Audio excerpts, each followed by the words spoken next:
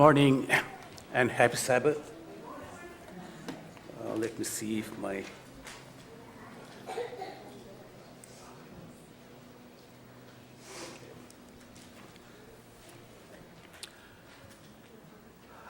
the reason I'm here today is to give you a report on my visit to India last month. I thank the pastor, the elders, and especially Brother Mike Anger, who was supposed to bring you the message today, for making way for me to give my report. My report is very simple. If I had to say it in the words of Caesar, who is believed to have said the shortest report, saying, his report had have said, Veni, Vidi, Vici, in Latin, I suppose, which means I came, I saw, I conquered. But in my case, I went, I saw, and I spoke to my relatives and also people in two churches about Christ. And probably that's the end of my presentation. But I know you expect more than that, because you have been praying for me when I was away in India. Lot of you are interested in knowing exactly whether I was able to achieve the goal of my visit to that place. I think our time spent here would be just a waste if I just told you what places I have visited or what changes were there in India after I last visited that place. It will be a waste if I have not, my experience do not bring any lesson to learn and bring us closer to God. The day I landed in Bangalore, India, I think you can see the map of India there. If you can show an arrow, yeah, that's where the city of Bangalore is. And that's where I lived most of my life and came from there. Though I belong to the pink state, which is right above that, that is called Andhra Pradesh.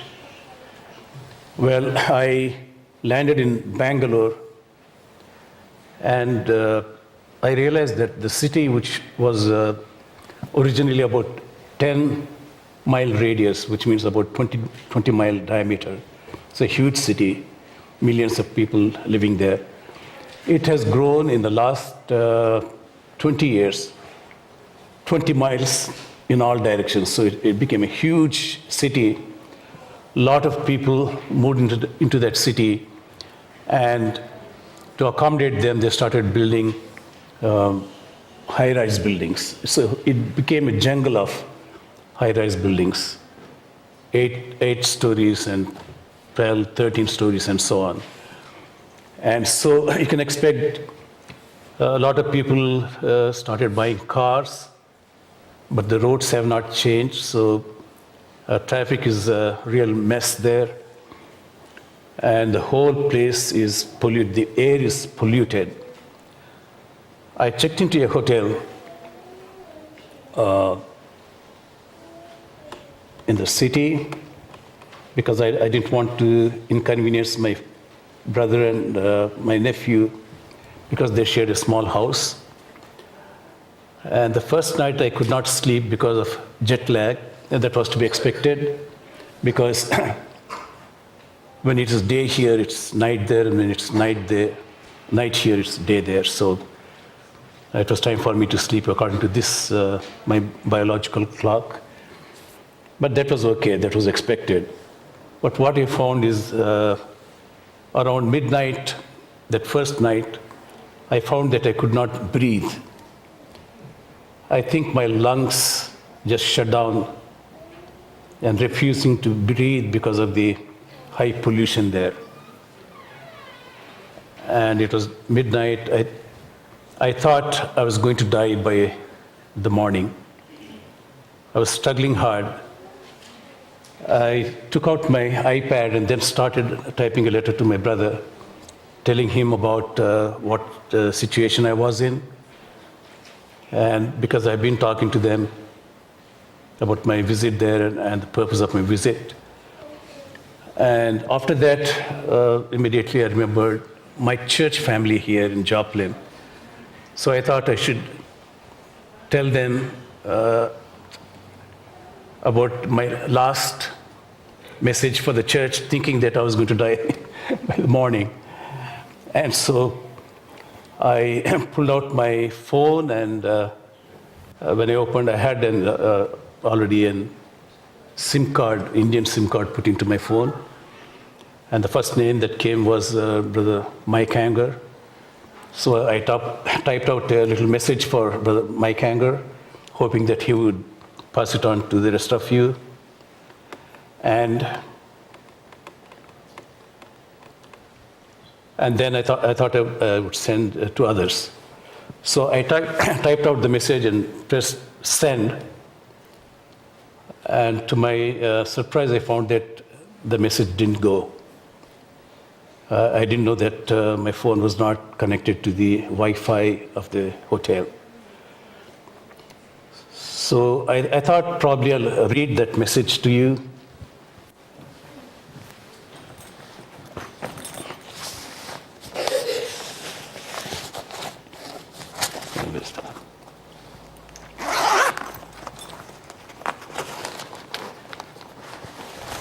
It is still in my phone.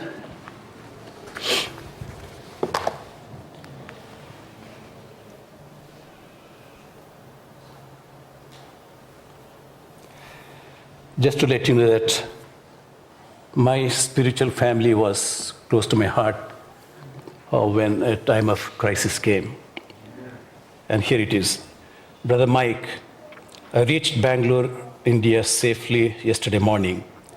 This is the first night after reaching here. I did not realize how polluted the air is here.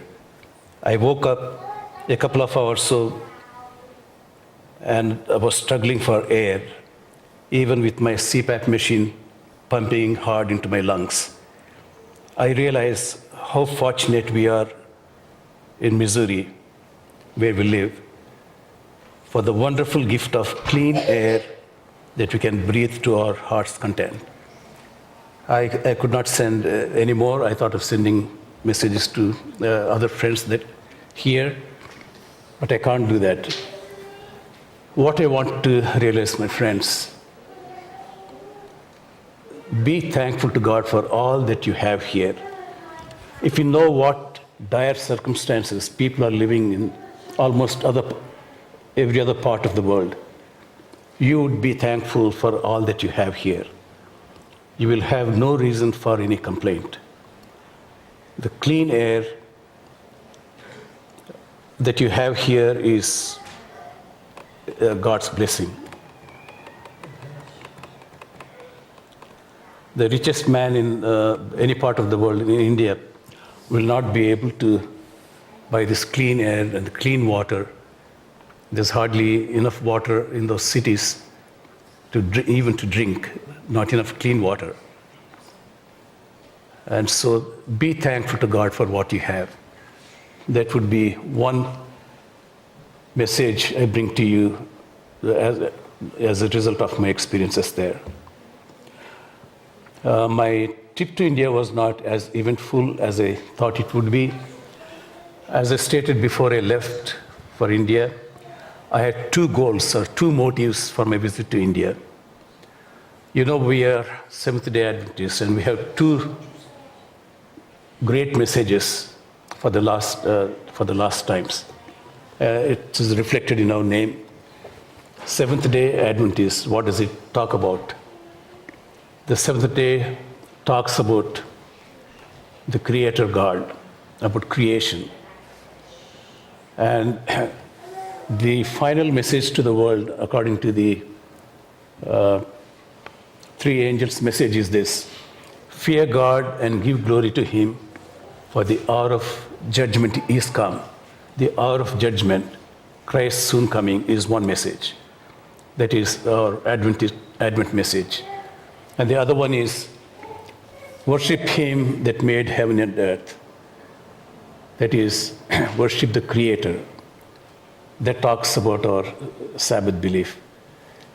But these are utmost in my mind.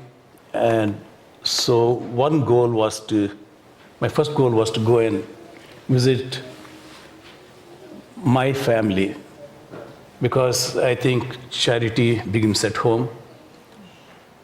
And I was quite interested in that this message that Jesus Christ is coming soon should reach my people wherever they were. I have 4 siblings there, one in Bangalore where I landed, and one in a place called Guntur, the second arrow that you see there, in Andhra Pradesh. And the third one, I don't have a sibling there, but I had a sibling in the fourth one, the city of Bangalore. Can you show the fourth arrow? Okay, that's where. And then the last one was in Surat. So those are the cities I visited. The third city on the coast, the east coast of Andhra Pradesh, I was keen on visiting because I wanted to visit a leprosy sanitarium there, because I wanted to visit that sanitarium. I'll tell you later the purpose of my visit. But it so happened that when I told my brother that I wanted to go to the city called Narsapur on the east coast, he said, we have our residential college there. So why didn't you give the creation message there to our people there? I said, that is a mission school, a residential school.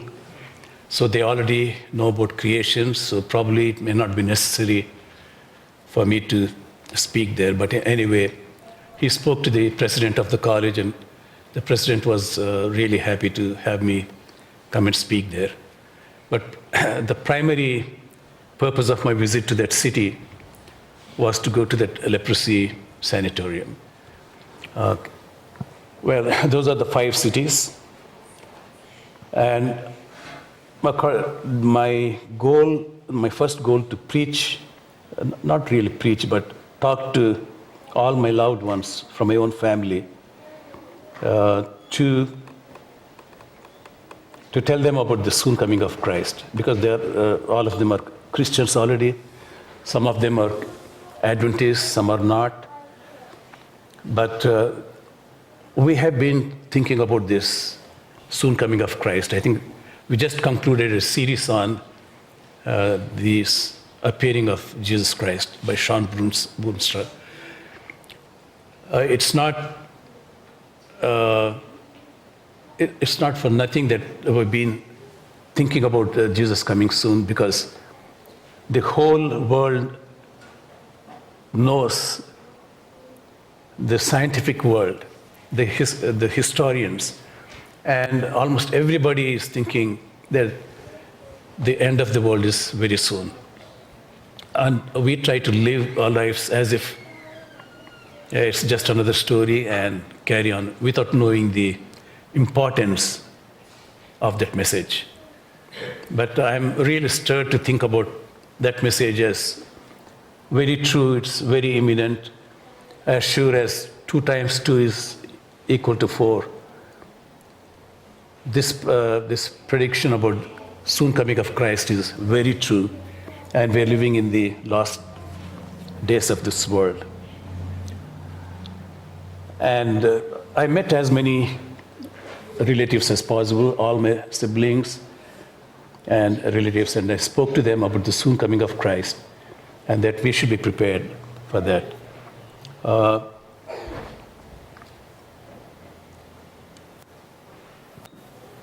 Most significantly, I had in my mind my nephew, who was a real successful salesman, But he got dejected with his life because his employers cheated him, not paid him his commissions, didn't give him the promotions on achieving some targets.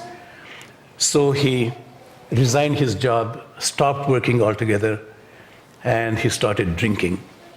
And he would go and argue and fight with my brother, who is his father, demanding that he hand over all the property documents to him. We have a lot of ancestral properties there. He wants to sell that and drink with that money. And then he would fight with his wife for money so that he could go and drink. So, friends, his name has been in this book for years. I've been praying for him, and I've been requesting our church to pray for him. And I'm just wondering whether we really remember him. Not only praying on Sabbaths here, when we meet here, but we're supposed to remember them, all the requests. This is filled with tears and hopes of many of our church members, hoping that there will be a collective prayer by the congregation wherever we are. So please remember to pray for them. The good news is that I was able to spend quite a considerable time with him, trying to reach out to him and talk to him about God, asking him to depend on God. And I tried to fix a job for him. I paid some money to get an entrance for that. I'm glad he has joined the job. I spoke to his wife last night, and she told me that he has been going regularly to his job, and he seems to be a happy man. Please continue to remember him in your prayers.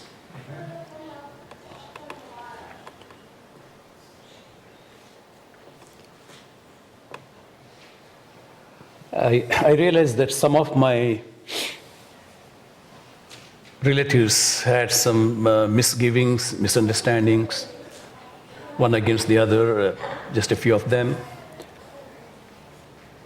And I had to speak to them about the soon coming of Christ and tell them that this is not the time. The time has come now for us to forget all our hurts, all our misunderstandings, and to be loving, to be forgiving, and focusing on getting ready to meet Jesus. I would like to read from Colossians 3:12 to 14 that we read before. Could you kindly, is it possible to play that? We can't put that on right now. Okay. I'll read it from here. Colossians 3:12 to 14. Put on, therefore, as the elect of God, holy and beloved, bowels of mercies, kindness, humbleness of mind, meekness, longsuffering, forbearing one another, and forgiving one another. If any man have a quarrel against any, even as Christ forgave you, so also do ye. And above all things, put on charity, which is the bond of perfectness. So this is the message I took to them. I told them,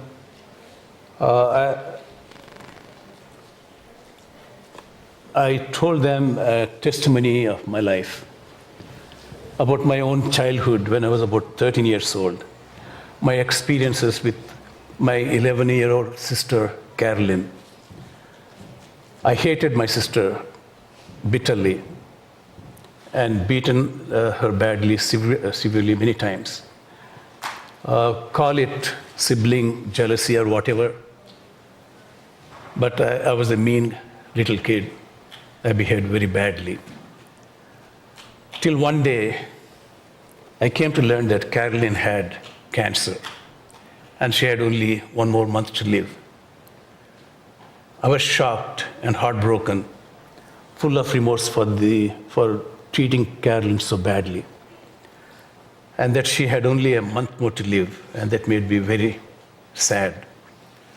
What followed for the following month or so till she died was probably the most beautiful love story of a repentant brother and a forgiving sister.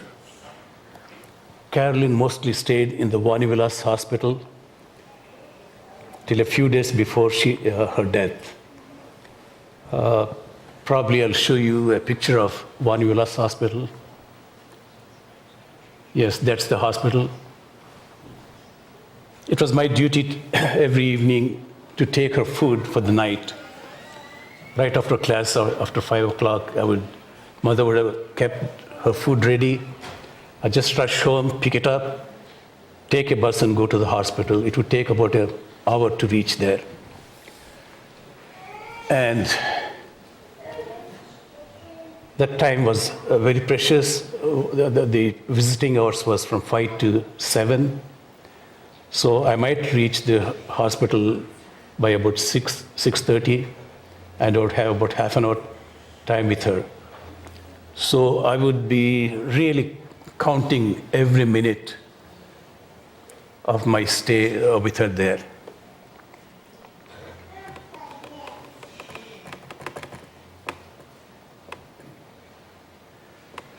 Every moment that I could spend with her was really precious. This is the picture I remember.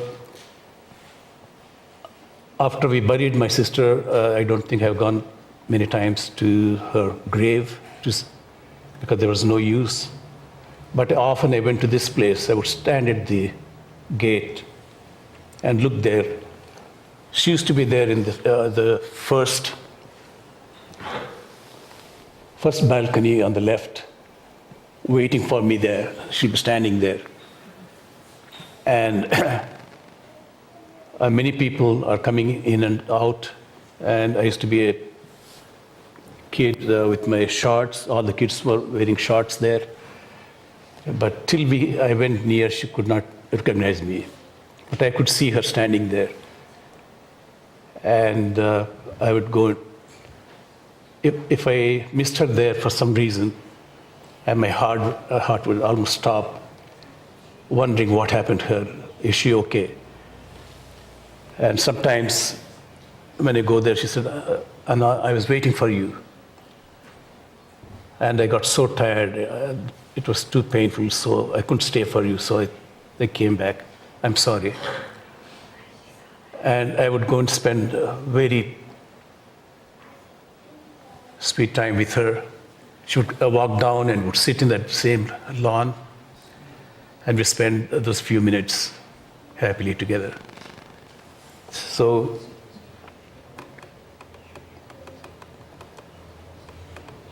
days before her death, Carolyn and I had made a pact. Carolyn said it was customary for younger children to call the older brothers. It was a respectful way of addressing brother. The name is Anna. That's the word they use almost in all different languages in South India. So she calls me for the first time with that name and says, Surender Anna, I can't tell you how much I love you. I know Jesus is coming soon. I will be dying in a few days. I want you and each one of our parents, our siblings, and everyone to go to heaven with me. And she said, promise me that you'll do everything right in your life, that you'll live close to Jesus so that you can surely go to heaven to meet me there. I loved my sister so much that I solemnly pledged to her that I will do everything to be able to go to heaven. I'll live close to Christ. This testimony is a true story of my life. And my relatives to whom I related this story knew it was true because they knew Carolyn and they knew me. They did shed their tears and acknowledge the foolishness of keeping grudges against anyone. They promised to forget their differences and live in harmony with each other. And that made me really happy.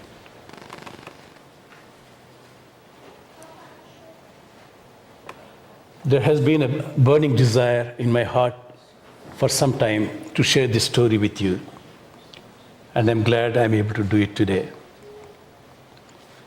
It was Carolyn that God has put in my life, quite early in my life, that helped me to take a conscientious decision for Christ. It was and is my understanding today that Jesus expects me to treat everyone that He has put in my life as if they were Carolyn. I must do that if I am to fulfill the law of love. We talk about the law of love, the 10 Commandments. But if we have to keep the 10 Commandments, we have to love everyone that God has put in our life as dearly as I did love my sister Carolyn. Sad to say, I forgot this understanding many times in my life, and I entertained grudges and pain and heartache towards many people. But I'm thankful to God that God reminds me, each time that happens, God reminds me of my vow to my sister. He reminds me of my baptismal vows. And then he helps me, he gives me the mind to forgive, and to love whoever hurt me without any reservation.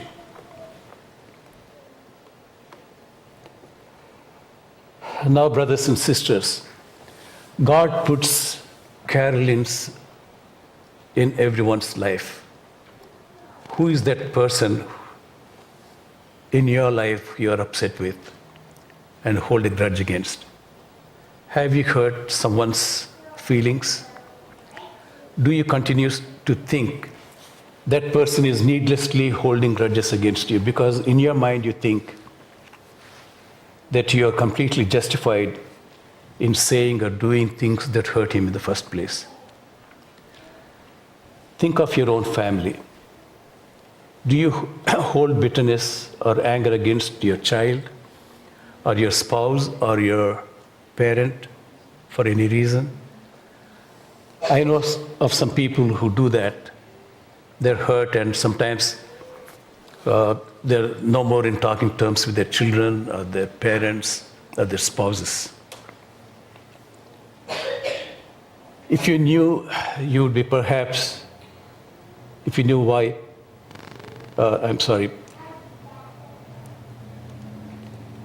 friends, you do not know how many hours or days or months that God has put in your, granted to you to live. If you knew that, probably you would perhaps make things right with them, like I did with Carolyn. But sadly, we do not know when our end would be. Last year, the lives of two young people who are my co-workers, I think their lives were snuffed away.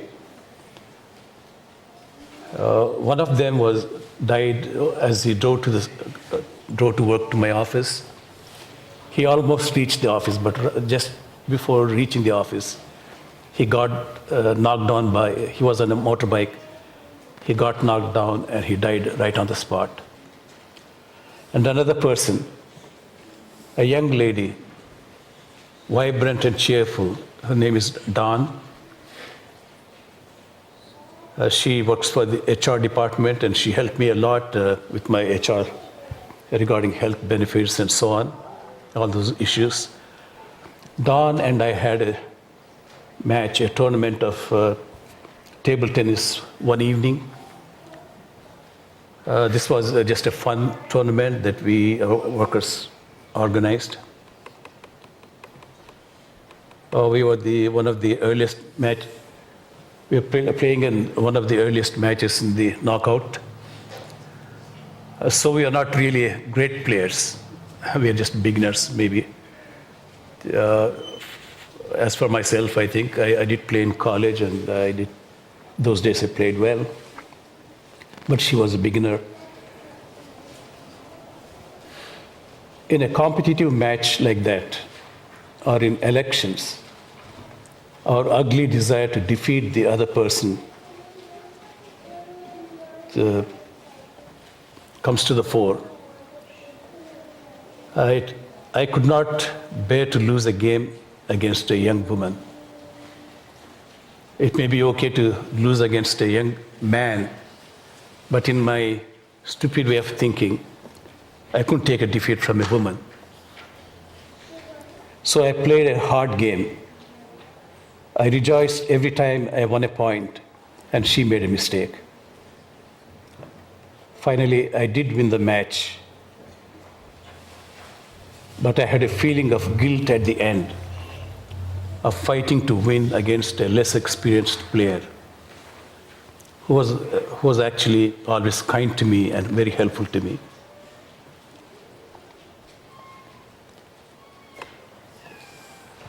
What if I had let her win? Wouldn't she have left the place a little happier? Wouldn't that have made me even happier? It was only a fun game, and Dawn said she had a great fun playing with me. I felt bad and ashamed in my mind for my selfishness and ego in fighting to win the game. A day after we had that game, Dawn was chatting with her husband at home, and for no apparent reason, she leaned over on the sofa and died. Just a day after that. When I heard the news, I was really sad, and I grieved for her for many days. I used to think, probably I'll play with her another game, and the next time I would let her win. But that opportunity never came. Dear friends, thank God and cherish every minute that He grants to your life and the lives of your family. Some of them who may have hurt your feelings. Forgive, forget, and love them as if you have only moments left to live with them. I would appeal to every husband and wife, and every parent and child that's present here today, every young person, every young man and woman who are planning to be married soon. To go home, when you go home today, get together with each other and make that love vow once again. Vows that you would do whatever it takes to be able to live together till the end of your lives here. I would like you to make a vow that whatever may be, that you'll do everything to prepare yourselves to go to heaven and not only live here till you die, but also live forever with Christ in heaven. That's my experience from my visit to my relatives. And my second goal was to be able to preach not really preach, make presentations on creation and evolution to at least 2 schools in India. I don't know how much time I have. Can somebody tell me if I have 15 minutes or so? When you're done. Okay. If you can kindly bear with me. Well, 4 seminars were arranged in 4 venues, 2 Adventist day schools. When I say day school, a school which operates in the day, people come, attend school and go. And then we have boarding schools or residential schools where the children live the whole time, and they have a campus life there. They have prayers and they have so many events. But I expect a lot of non-Christians to attend the day schools, so that's where I wanted to make these presentations.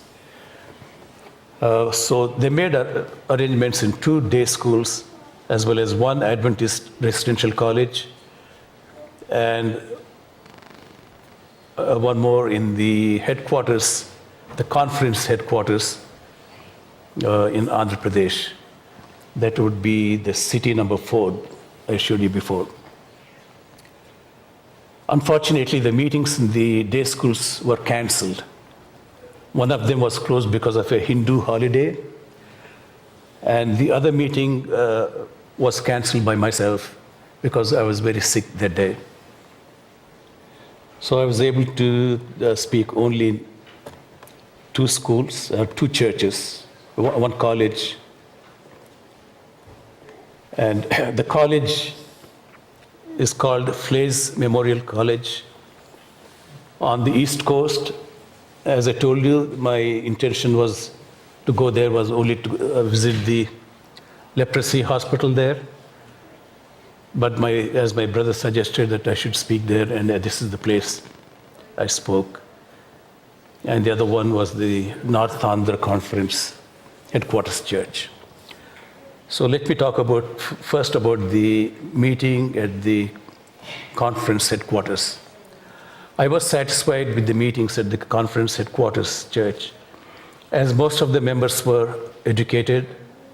Some of them were pastors, doctors, nurses, teachers, college students, and so on, who knew English very well and understood science. At the question hours, there were a lot of intelligent questions, which made the discussions really interesting. Those discussions really helped me to understand the diversity of opinions people have about science. I learned that some die-hard preachers, who have die-hard opinions, preachers who never studied science, who consider science as one of the tools in the hand of the devil to deceive people. One of such preachers obviously did not understand or care to pay attention to what I was presenting there. And he asked me quite agitatingly, "Are you Charles Darwin number 2 trying to teach evolution here?" So probably he didn't get what is trying to present there. So I learned from that experience that I need to tailor my presentations according to the audiences. Unfortunately, what I got prepared was for school children who are being bombarded with the teaching of evolution theory. And I should have prepared a different version for teaching to pastors and the pastoral students who do not understand that God Himself is the author of true science, and that true science actually reveals God as the designer and creator of this universe.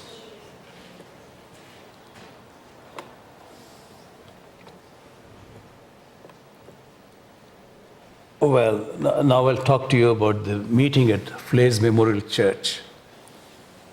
That was on the East Coast. I had 4 sessions of meetings in this college. 3 of these meetings were of college level students, so I went ahead and presented the creation and evolution seminar.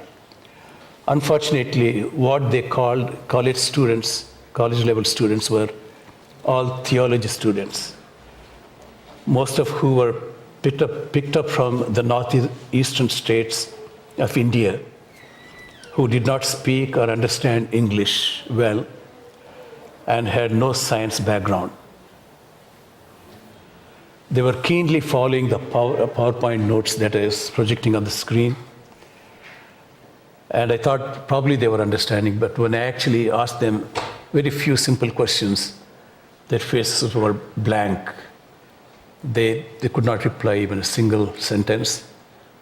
So I thought it was kind of disappointing. The president of the college and some other staff who were attending that, they told me later that that's the problem they had with the students. These people came from places where they didn't teach English well, so they didn't understand. And they had a hard time teaching them to become pastors there, theology there. But what they told me, the president and a lot of those professors and teachers were science graduates. So they said they thoroughly enjoyed the presentation. They said they learned a lot of new things that helped them to, they said now we are better equipped to teach to the students who come to us with questions on evolution and creation. So I'm glad at least I could help them. One of the meetings was for the Sabbath worship service. That was common for all the students. That's what you're seeing there in the pictures. There are a lot of them probably couldn't understand science. So I was requested to preach on a general Bible subject that even the children could understand and follow. Unfortunately, I'm not a preacher. I don't carry any sermon notes. So that Friday night, I was just wondering, what am I going to preach to these people? And so I prayed about it, and I said, okay, I did have some notes that I prepared for my Indian friends who live in Rogers. It was full of Bible texts. I thought that's probably it may not keep their attention focused. The little children want stories. So I decided I would tell them another testimony of my younger days. You know, I lived in that same campus for about 10 years when I was young. By the time we moved to that campus, I had already finished my high school. Since they didn't have any college at the time, I attended college outside. Then I went to engineering. But I spent almost 10 years in that same campus. So I told them a story or an experience, a testimony of my life when I was a young college kid, right, when I lived right in that campus, some experience there. I thought that probably would relate well to these young people because it all happened right there in that same campus.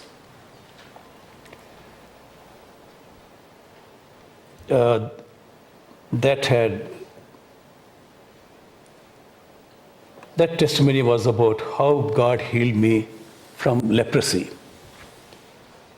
Well, not really physical leprosy, but spiritual leprosy. You know, there is a leprosy sanitarium right adjacent to the school. And that's what I said that's the place I really wanted to visit. That was the primary purpose for my going to that place. I hated lepers with a bitter hatred. And the story was about how God healed me from that hatred. I'm forever grateful to God for that experience. That changed a prideful young college kid like me, a bitter hater of lepers, to practice bowels of compassion that Paul talks about in Colossians, so that I could start loving unfortunate people in the world, the lepers, the maimed, people born with defects, like the transgenders and so on. In fact,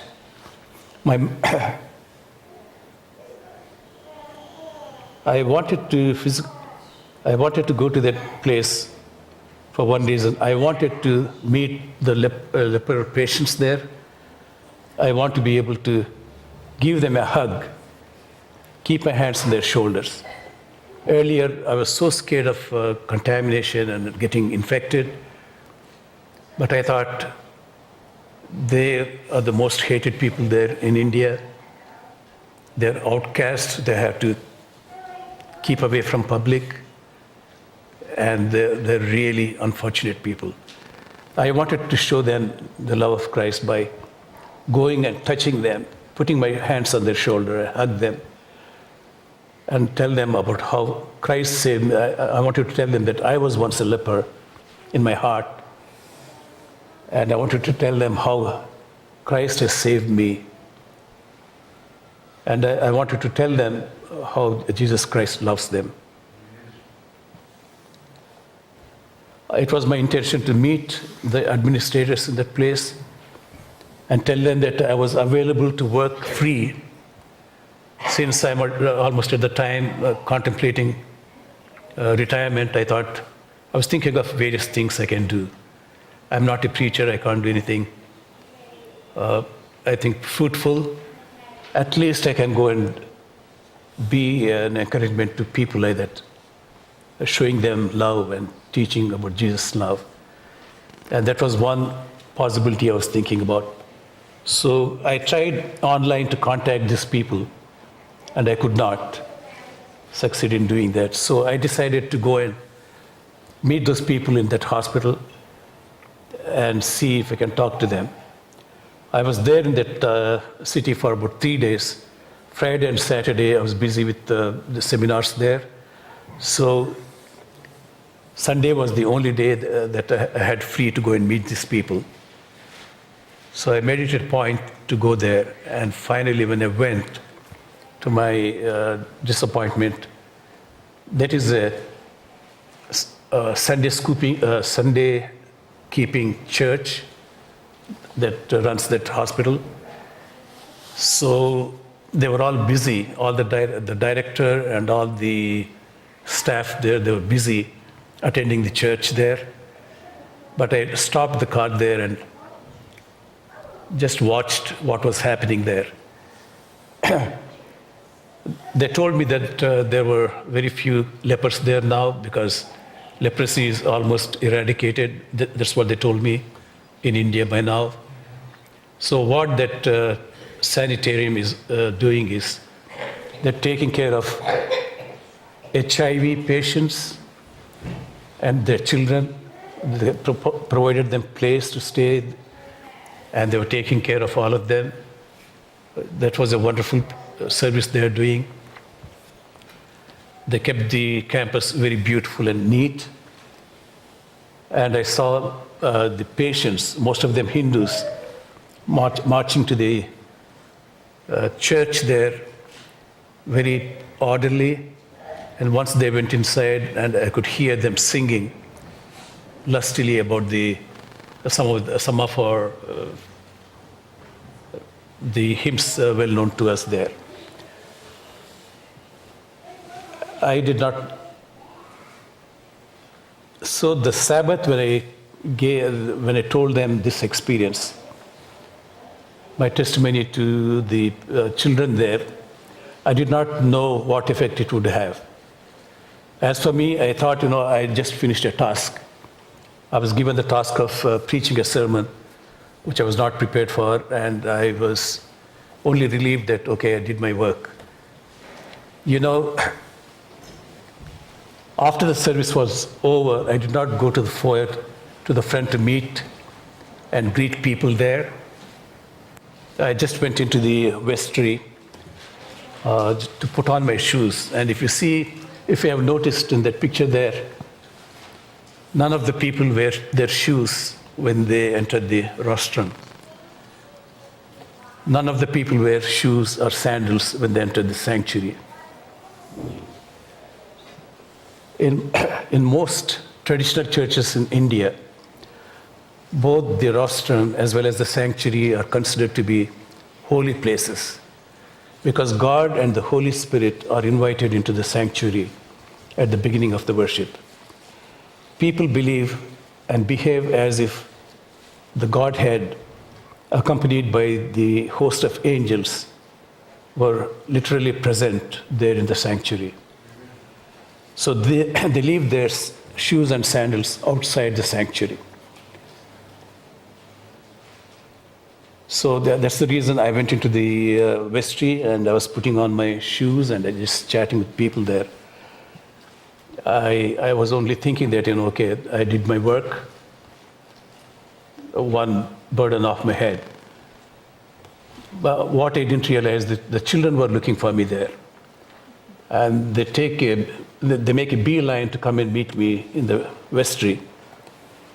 And they told me, they were quite emotional, and they telling me about how much they were impressed with my testimony, and that they will always remember it whenever they face similar situations in their life. Some asked me to pray for them. I was reminded of my own experience while I was of their age. And when I was a kid like them, I responded just like them. Whenever there was a good sermon or some revival meetings or a week of prayer meetings, genuine response of innocent hearts. Oh, how I wish I could respond to God's message with the heart of a child today. I wish I could share that testimony also with you, that story, the whole story with you. But we do not have time, so probably we'll share it some other time. So at this time, we'll have the closing song.